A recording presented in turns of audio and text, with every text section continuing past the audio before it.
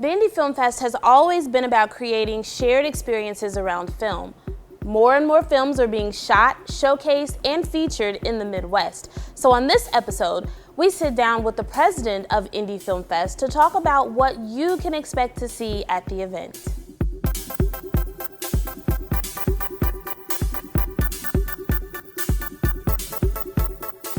Right now, I am standing inside the projector room at the Imax Theater.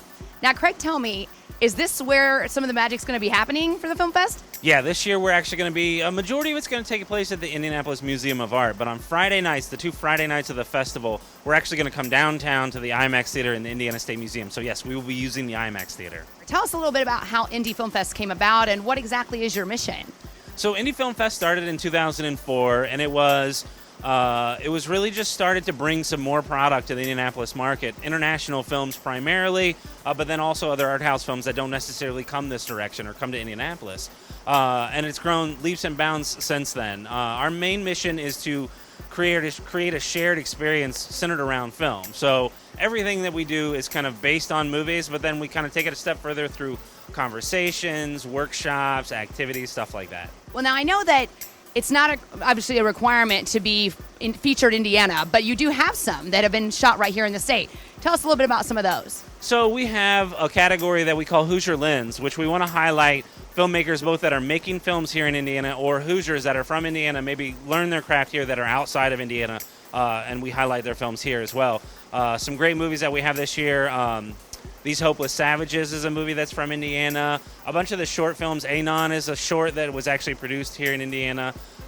You'd be surprised how many Hoosier filmmakers are making movies these days, even of the caliber, that is kind of Hollywood.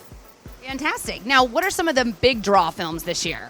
So we have three big ones this year that we're kind of highlighting. Our opening night film, which is July 17th, is a Fox Searchlight film called I Origins. It's made by the same guy who did Another Earth. His name's Mike Cahill. An amazing film that blends science and religion. It's fantastic. Our award night's presentation is a film called Kumiko the Treasure Hunter, which is about a woman who becomes fascinated with the movie Fargo and believes that the sack of money or the briefcase of money that Steve Buscemi buries in the snow is real. So she goes from Japan to Fargo to find this briefcase of money. And then our closing night film is a new film, or a film that hasn't been released yet, called Life After Beth, and it stars Audrey Plaza, John C. Reilly, just a cavalcade, and it's a zombie rom-com is what they're calling it. So a rom-com with some zombies in it. There's 10 days of the festival, correct? Correct. So July 17th through the 26th.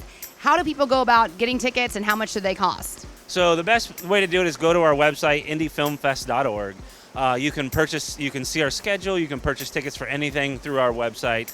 Cost is $10 for a regular show, whether it's a feature or a block of shorts. The opening and the closing night films are a little bit more. They're $25, but they include an after party with food and beverage. Well, once again, the 11th annual running goes from July 17th through the 26th, right here at the IMA and the IMAX, the State Museum. Want to make sure to check it out and get your tickets either online or at the door.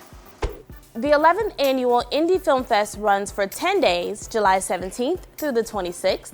To purchase tickets, go to indyfilmfest.org.